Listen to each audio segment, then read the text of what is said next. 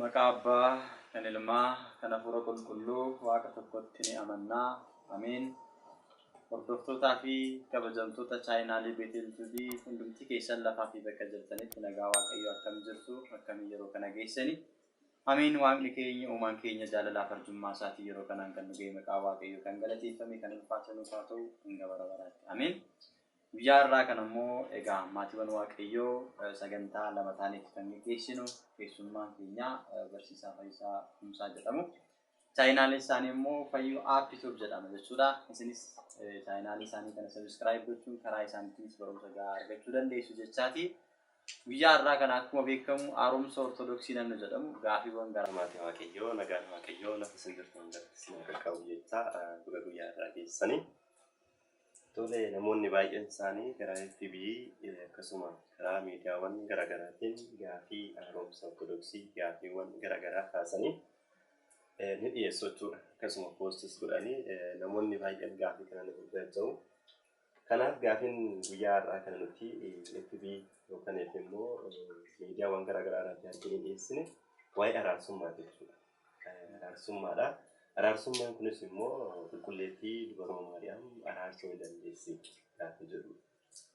Gaafii kana waliin ilaalla. Haati keenya qulqulleettiin dubaraa Maariyaam nu araarsuu ni dandeessi, nuuf kadhachuu ni dandeessi. Kanaaf haati keenya qulqulleettii dubaraa Maariyaamiin gonkumayyuu nu araarsuu hin dandeessu. Isheen haadha waaqayyooti. Isheen qulqulleettidha. Garuu araarsuu hin dandeessu jedhee namni haaromsa ortodoksii jedhamu kuni jala sararee kaa'ee jira. Kanaaf haati keenya qulqulleettii dubaraa Maariyaamiin immoo araarsuu akka dandeessu gabaabsinee waliin ilaalla jechuudha. Gaafa waliin ilaallu waa'ee araarsummaa irraa jalqabna. Akka qulqulloonni araarsaniif, akka qulqulloonni nuuf kadhachuu danda'aniif araarsummaa kan eeyyame jalqaba waaqayyoodha jechuudha. Kanas immoo waaqayyoon kan eeyyame ta'uusaa seera uumamaa boqonnaa 18 lakkoofsa 16 irraa kaasnee gaafa dubbisnu qulqulloota bakka lamatti qoonnee ilaalla. Qulqulloota dhala namaa fi ergamootadha. Ergamoonni akkamittiin isaan nama araarsuu akka danda'an macaafni qulqulluun kaa'ee jira. Dhala namaa keessaa immoo akkamittiin nama araarsuu akka danda'an, dhala namaadhaaf kadhachuu akka danda'an, cubbamoota gara waaqayyootti akka isaan araarsuu danda'an macaafni qulqulluun kaa'eera. Araarsummaa kanas immoo kan eeyyame waaqayyo. Dhalli namaa gara waaqayyootti akka deebi'uuf, dhiifama cubbuu akka argatuuf, qulqulloonni akka isaan araarsuu danda'aniif waaqayyooti isaaniif eeyyame. Seera uumamaa boqonnaa 18 lakkoofsa 16 irraa kaasnee gaafa ilaallu Sodomii fi Gomoraan sababa cubbuu isaanii, sababa yakka isaaniitiin waaqayyoon isaanitti dheekkamuudhaaf akka ka'e erga dhagaheen booddee abbaan keenya Abrahaam waaqayyoon kadhatee ture jechuudha. Yaa waaqayyo gooftaa nama jallaas nama qulqulluu iddoodhuma tokkotti qabdee adabuudhaaf jettaayi. Gaafa inni jedhee gaafatu osoo namni 50 qulqulloonni yookiin qajeelonni namni 50 magaalaa kana keessa jiraatanii biyya kana keessa jiraatanii isaaniidhaaf jettee cubbuu isaanii kana isaaniif hin dhiistu jedhee gaafa waaqayyoodhaan gaafatu Abrahaam waaqayyoon akka jedhe. Namni 50 yoo argan nama 50maaf jedhee qajeelota 50maaf jedhee saba kana nan fayyisaa dhiifama nan godhaaf jedhee waaqayyoon gaafatti dubbatu. Abrahaam abbaan keenya ammas jajabaadhee yaa waaqayyo gooftaa sin kadhadhaa. Namoonni 50 qulqulloonni hin jiran yoo ta'e namni 5 yoo irratti 45f jettee dhiisuu fi hin dandeessu gaafa jedhu dhuguma yoo namni qulqulluun 45 achi keessatti argame nan dhiisaaf jedhee waaqayyoon itti dubbate jechuudha.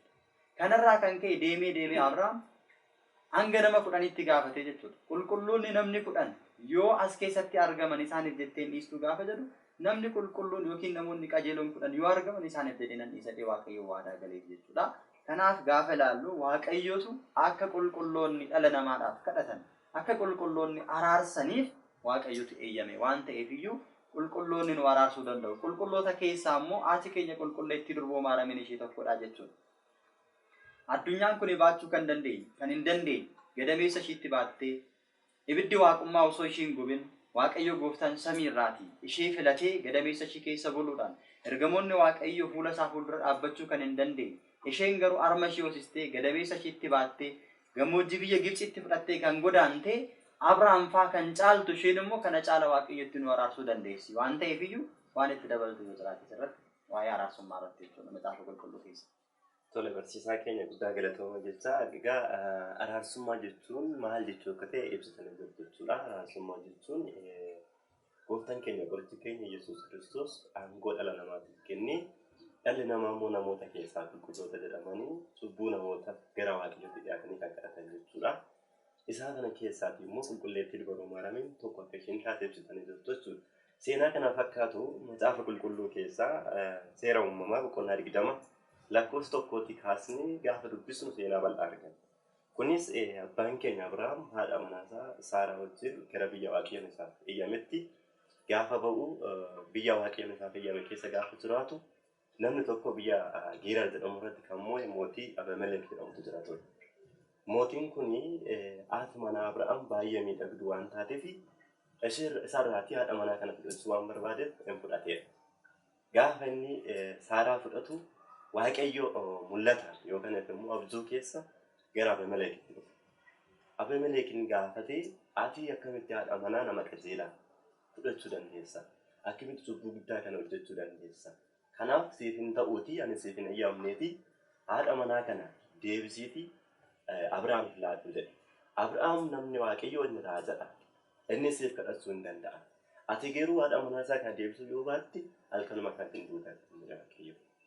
Asirratti inni guddaan wanti nuti hubachuu qabnu Abrahaam raajadha. Abrahaam siif kadhachuu hin danda'a. Abrahaam yoo siif kadhate cubbuun keessee hin dhiifama jedhee dubbachuu isaati waaqayyo. Egaa Abrahaam nama qulqulluudha. Araarsummaa akka danda'u qulqulloonni araarsummaa akka danda'an kan hubate. Abrahaam Abimelekiif kadhatee araara buusuu hin danda'a yoo ta'e qulqulleetti dubaroo maaramiin immoo hangam nu gasaa. Hangam nuuf kadhattee immoo araara buusuu dandeessa jennee ilaaluun irra jira. Egaa Abrahaam Abimelekiif kadhatee dhiifama laachisee ture. Abimelek sanaan booddee biyya sana keessatti haadha manaa biraa wajjin horii ijoolleen isaarra eebbifaman yoo Abrahaamis immoo sanaan booddee dhalaa argatee eebba argateera. Kanaaf asirratti kan nuti hubachuu dandeenyu kadhannaa Abrahaamitiin Abimelek akka eebbifame kadhannaa Abrahaamitiin waaqayyo dheekkamsa Abimelek irratti akka deebisu hubachuu qaba. Qulqulleetti dubaroo maaramiinis haadha waaqayyoo nuuf kadhattee cubbuu keenya irraatii nu qulqulleessuu dandeessa. Waaqayyo biraatii immoo eebba nu argamsiisuu waan dandeessuuf araarsituudha jennee nuti waamna jechuudha. Isa kan dabala asirratti immoo gama keessanis waan dabalte yoo jiraatu dabaluu dandeessu. Eeyyeen egaa dhugaadhaati haati keenya qulqulleetti durboo Maariyaam nu araarsuu akka dandeessu qulqulloota seenaa qulqullootaa kanarra dhaabbannee hubachuu dandeenya. Sababiin isaas akkuma silaa amma kaastan waaqayyo Abrahaamiif jedhee Abimelekiif kan dhiisu yoo ta'e isheen qulqulleetti qulqullootaa kan taate haadha waaqayyoodhaaf jedhee nuufis dhiisuu hin danda'a.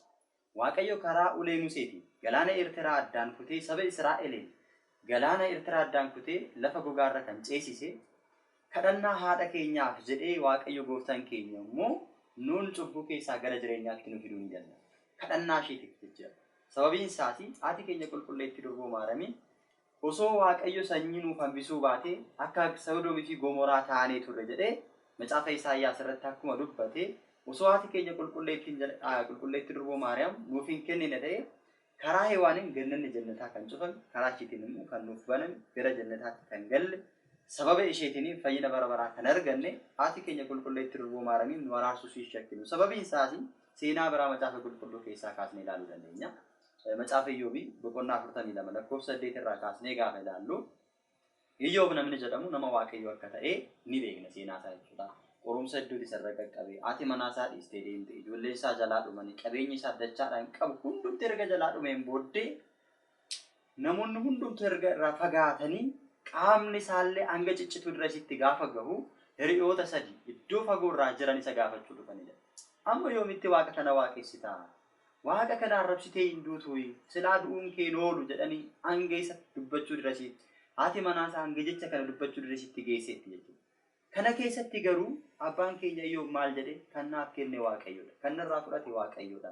Gadamee isaa dhaquu keessaa qullaa koon deebi'a. Gara biyyoottis qullaa koon deebi'a jedhee waaqayyoon galateeffachaa ture. Isarras darbee ani waaqayyoon hin ganu, ani waaqayyoon hin gaddisiisu. Qaamni kiyya, foon kiyya yoo narraa dhumeyyuu lafee kiyya. Ilkaan kootiin qabadhee lafarra dhaabbatanii waaqayyoon eeggatan irra dhaabbadhee waaqayyoon eeggadha. Waaqayyoon dursee deebii kan naaf deebisu hin jiru jedhee amantii guutuu laphee isaa keessa jiruun waaqayyoon galateeffachaa yommuu turetti Hiriyoonni isaa sadan kun immoo isarratti dubbachuudhaan madaa isaa tuttuquudhaan isa gaddisiisanii jedha. Gaafa kana Waaqayyoon isatti gaddee isaanitti gaddeedha. Waaqayyos maal jedheen hiriyoota Iyyoobiin? Hiriyoonni Iyyoob gaafa Iyyoobin gaddisiisan akkas jedheen. Garbicha koo Iyyoobin gaddisiistaniittu. Sababii garbicha koo Iyyoobin gaddisiistaniif immoo ani immoo isinitti dheekkameera. Yakkitaniittu waan ta'eef jedhee hiriyoota isaa kanatti gaafa dubbatu isaanis dhiifama gaafachuudhaaf gara Waaqayyootti boo'icha bu'aniiru. Gaafa kana Waaqayyoon maal jedheeni? Garbicha koo Iyyoobin waa yakkitanii. Garbichi koo Iyyoob waa'ee keessan isiniif haa kadhatu. Deemaatii aarsaa dhiyeessaa. Aarsaa kanas immoo hoolota 7 fuudhaatii geessaati Iyyoobitti kennaa. Innis aarsaa dhiyeessee waa'ee keessanii anaan haa kadhatu. Ani immoo garbicha kiyya Iyyoobiif jedheen cubbuu keessan isiniif dhiisa jedheen waadaa galee. Isaanis geessanii Iyyoobis isaaniif kadhate Waaqayyos cubbuu isaaniif dhiise.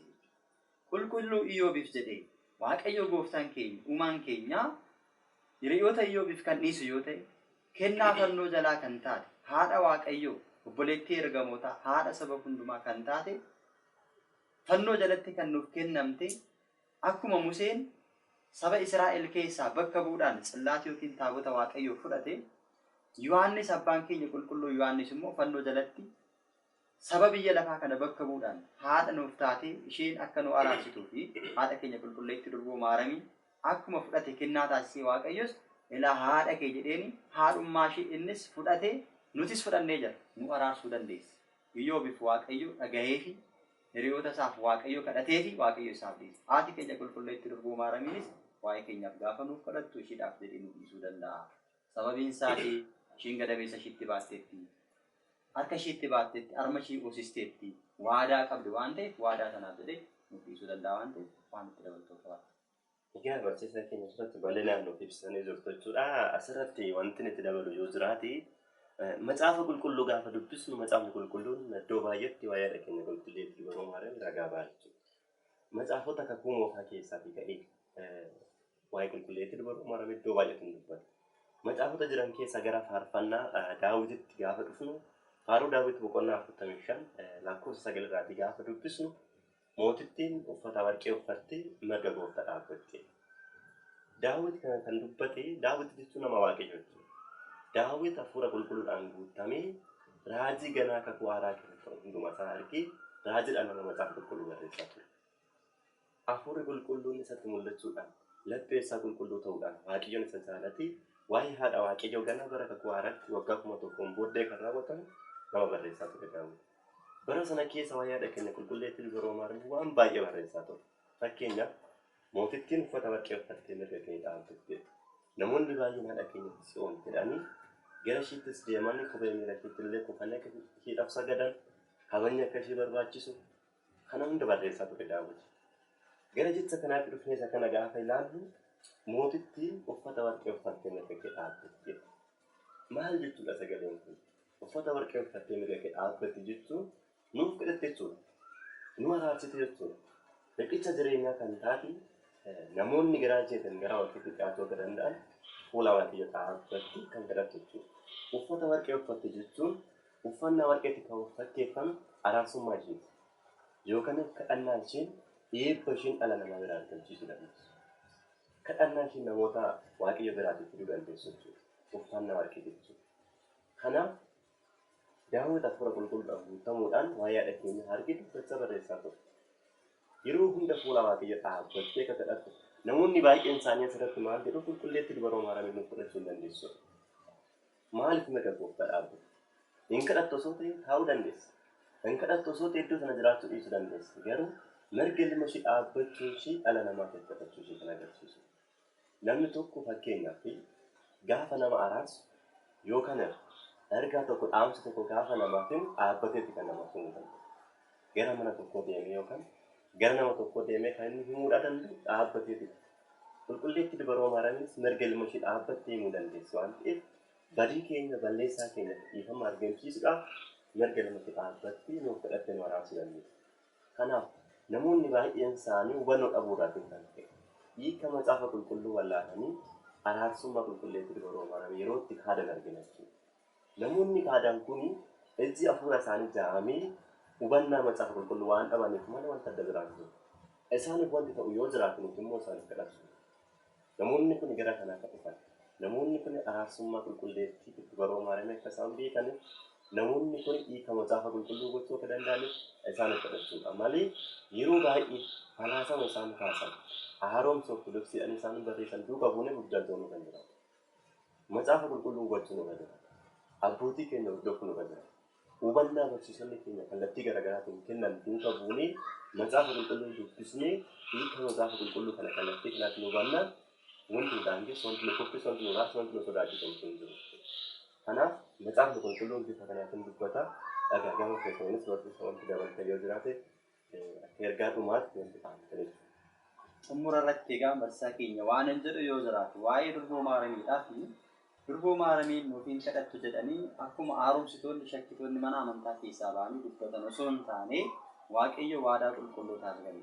Gurri Waaqayyoo gara qulqullootaa ni dhaggeeffata. Ijji Waaqayyoo gara warra qulqullootaa ni ilaala jedhee macaafa qulqulluu keessatti akkuma barreeffame Waaqayyoon waan qulqulleetti durboo maaramiin ilma ishee kadhattu waan inni hin dhageenyeef hin jiru jechuudha. Abrahaamiif kan dhaqu Museen saba Israa'eliidhaaf gaafa kadhatu saba sana balleessuudhaaf Waaqayyoon gaafa itti dheekkamu gaafa inni callaatii fidee dhufu gaafa isaan xaawotii waaqessan gaafa sana Museen gaddee gaafa taabota sana itti darbatee taabonni sun cabu saba kana nan balleessa gaafa jedhuun Waaqayyo Museen akkas jedhee kadhate saba kana nan balleessin bakka sana macaafa jireenyaa keessaa maqaa koo balleessi gaafa jedhu maqaa kee hin balleessu. Maqaa kee balleessuu irra saba kanaaf dhiifama gochuu naa wayya jedhee maqaa Museen macaafa jireenyaa keessaa balleessuu irra saba kanaaf dhiifama godhe.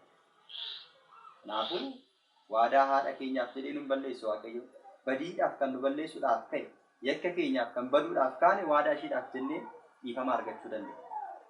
Maal jedha macaafa qulqulluu irratti Waaqayyo nama jallootarraa warra hamaa hojjetan irraatii fagoodha. Warra qajeelotatti garuu dhiyoodhaa jedha macaafa fakkeenyaa 15:29.